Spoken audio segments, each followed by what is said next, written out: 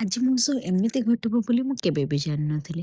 କାହିଁକିନା ସକାଳ ଦର୍ଶନ ବାବାଙ୍କୁ କରିକି ମୁଁ ଘରେ ରେଷ୍ଟ ନେଉଥିଲି। ଆଉ ସେ ସମୟରେ ମୋତେ ଜଣାପଡ଼ିଲା କି ଆମେ ବାହାରିବୁ ବଡ଼ ମନ୍ଦିର, କାହିଁକିନା ସେଠି ଜଣେ ଦିଦିଙ୍କର ଡ୍ୟୁଟି ଥିଲା, ତାଙ୍କ ପାଖରେ ପାସ୍ ବି ଥିଲା। ତ ସେ ଫୋନ୍ କରିକି କହିଲେ ଆସିବା ପାଇଁ।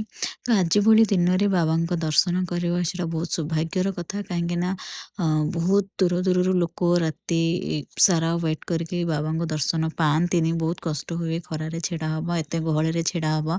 ତ ମୁଁ ଭୁବନେଶ୍ୱରର ଝିଅ ହେଇକି କେବେ ଏଇ ଦିନରେ ମାନେ ଶିବରାତ୍ରି ଭଳିଆ ଦିନରେ କେବେ ବି ଦର୍ଶନ କରେନି।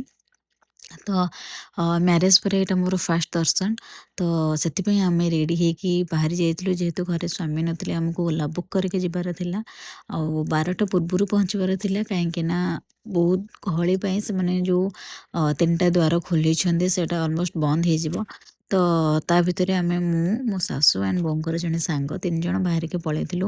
ତ ଏଇଟା ମାଉସୀ ମା ଛକ ପାଖରେ ପହଞ୍ଚିଲା ବେଳେ ବହୁତ ହି ଟ୍ରାଫିକ୍ ଜାମ୍ ଥିଲା। ମୋତେ ସେଇଠୁ ଜଣାପଡ଼ୁଥିଲା କି ମନ୍ଦିର ପାଖରେ କେତେ କ୍ରାଉଡ଼୍ ଥିବ। ତ ଯାହା ଯେମିତି ହେଇକି ଆମେ ପହଞ୍ଚିଗଲୁ ଅନନ୍ତ ବାସୁଦେବ ମନ୍ଦିର ମାନେ ସାଇଟ୍‌ରେ। ସେଠୁ ଆମକୁ 1.5 କିଲୋମିଟର ଚାଲିକି ଯିବାର ଥିଲା।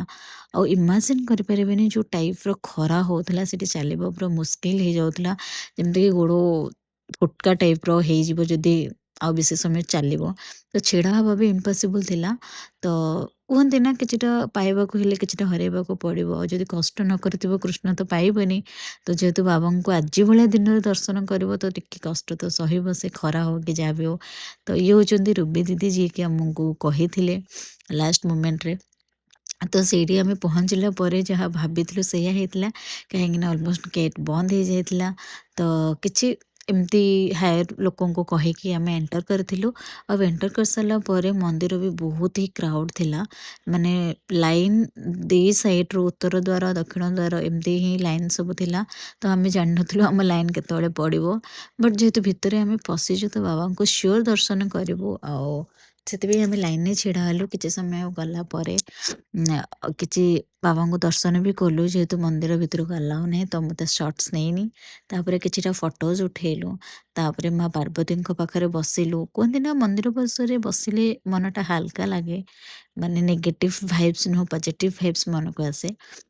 ତ ସେ ଯେଉଁ ଏନଭାୟରନମେଣ୍ଟ ଥାଏ, ବହୁତ ଶାନ୍ତି ମିଳେ, ସୁକୁନ ମିଳେ ମନକୁ। ତ ଏଇଠି ବ୍ୟବସ୍ଥା ବହୁତ ହି ମାନେ ହାଇ ଲେଭୁଲ୍‌ର ବ୍ୟବସ୍ଥା ଥିଲା। ସବୁଆଡ଼େ ବ୍ୟାରିକେଡ୍। ଆଉ ଏଇଠି କିଛିଟା ମାନେ ଯେଉଁ ହିନ୍ଦୁ ଜାଗରଣ ଲୋକମାନେ ସବୁ ଡମ୍ବରୁ ଧରିକି କିଛି ବଜାବଜି ସିଷ୍ଟମ୍ କରୁଥିଲେ। ବହୁତ କ୍ରାଉଡ଼୍, ବହୁତ ମାନେ ଭଜନ ଗାଇକି ବାବାଙ୍କର। ତାପରେ ସେଠୁ ଆମକୁ ଦର୍ଶନ କରିବା ଟାଇମ୍‌ରେ ଅଲରେଡ଼ି 2 ଘଣ୍ଟା ଏଭବ୍ ପଳେଇଥିଲା। ତ ଆମେ ମନ୍ଦିର ବାହାରକୁ ବାହାରିଲା ବେଳକୁ 3:30 ପାଖାପାଖି ହେଇଥିଲା। ତ ଲାଷ୍ଟ ଆମେ ଦକ୍ଷିଣ ଦ୍ୱାର ପଟେ ହିଁ ବାହାରିବୁ, ଯେଉଁପଟେ ଯାଇଥିଲୁ। ତ ସେଠୁ ମୁଣ୍ଡିଆ ମାରିକି ବାହାରକୁ ଆସିଲୁ। ଆଉ ଗୋଟେ କଥା ଏଇଠି ଭଲ ଲାଗିଲା କି ଗୋଟେ ଗୋଟେ ମିନିଟ୍‌ର ଦୂରରେ ହିଁ ସେମାନେ ଜଳଛତ୍ର ମାନେ ଆୟୋଜନ କରିଛନ୍ତି। ନର୍ମାଲ ପାଣି ହଉ କି ଦହି ପାଣି ହଉ, ମନ୍ଦିର ଭିତରେ ବି ବୋଟଲରେ ପ୍ରୋଭାଇଡ଼ କରାହେଉଛି। ଆଉ ବାହାରେ ବି ବହୁତ ମାନେ ପାଣି ସୁବିଧା, ଆଉ ଏମିତିକି ପାଣି ସ୍ପ୍ରେ ବି କରାହେଉଛି ଏତେ ଲୋକ। ତ ଯେହେତୁ 3ଟା ପରେ ହେଇଯାଇଥିଲା, ଭଜନ ସମାରୋହ ବି ଆରମ୍ଭ ହେଇଯାଇଥିଲା। ଭଜନ ବହୁତ ମାନେ ବାବାଙ୍କର ଯେଉଁ ସବୁ ଗୀତସ୍ ଗୁରା ସେମାନେ ସବୁ ଗାଉକି ଶୁଣଉଥିଲେ, ବହୁତ ଲୋକ ହେଇଥିଲେ। ତ ଖରାରେ ଯେହେତୁ ବସିବା ପସିବୁଲ୍ ନୁହଁ, ଆମେ ବହୁତ ଜଲ୍ଦି ଯାଇଥିଲୁ। ଏବେ 4ଟା ବାଜିଲାଣି। ତ ସେଠୁ ଆମେ ଆସିଯାଇଥିଲୁ। ତାପରେ ଅନନ୍ତ ବାସୁଦେବଙ୍କ ମନ୍ଦିରରୁ ଅବଢ଼ା ନେଇକି ଘରକୁ ପଳେଇ ଆସିଲୁ। ରହିଲି, ଜୟ ଜଗନ୍ନାଥ।